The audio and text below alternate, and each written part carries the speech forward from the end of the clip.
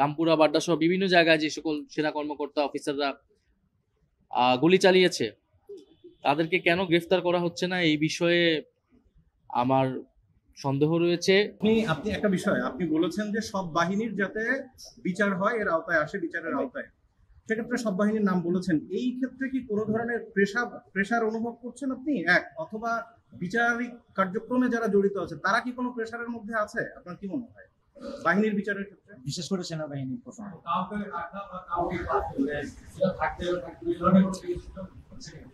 আমরা সোফার ট্রাইব্যুনালের কার্যক্রমে সন্তুষ্টি আমি জানিয়েছি, কিন্তু আমি এটাও জানিয়েছি যে সেনাবাহিনীর যে সকল কর্মকর্তার বিরুদ্ধে অভিযোগ রয়েছে তাদেরকে কিন্তু 1 বছরের মধ্যেও গ্রেফতার করা হয় নাই। এবং অনেকের বিরুদ্ধে অভিযোগ, আমি নিজে গুম কমিশনে অভিযোগ দায়ের করেছি, আমি আজকেও এখানে নাম সহ উল্লেখ করেছি।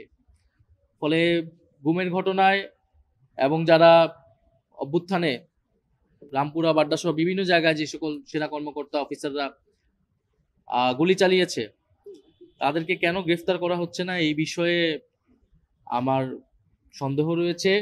এই বিষয়ে কোনো চাপ আছে কিনা, কিন্তু আমি আহ্বান জানাবো যে কোনো প্রকার চাপ থাকলেও এগুলো যাতে বিবেচনায় না নিয়ে আইন ফলো করা হয় এবং ন্যায় বিচার নিশ্চিত করা হয়।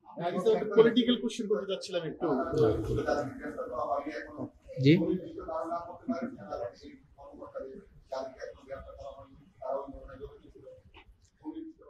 গুমের ঘটনায় তো অনেকের নাম আসছে, ডিজিএফ এর সাবেক 5 জন ডিজির নাম আসছে, তাদের বিরুদ্ধে চার্জশিট করা হয়েছে, তাহলে সেই তাদেরকে কিন্তু এখনো গ্রেফতার করা হয়।